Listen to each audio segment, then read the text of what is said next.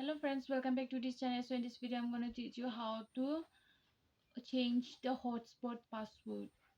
So before I start the video, please do not forget to like the video, share the video and subscribe to the channel. So first of all, what you need to do is you have to go to the settings. So you have to press this thing here.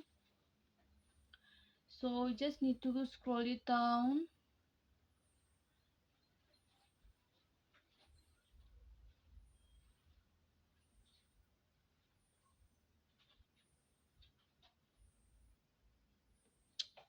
Yeah, no need to scroll it down.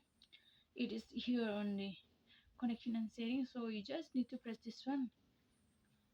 So you see here personal hotspot, so you just need to press this one. So you have to press this one. So you see here password, you just cancel it, then you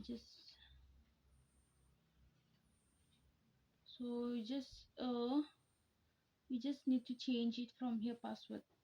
So what you need to do is you need to click this one. So has your password name has been changed. So it is done now. So friends, before you leave this video, please do not forget to like the video, share the video and subscribe to the channel, and thanks for watching.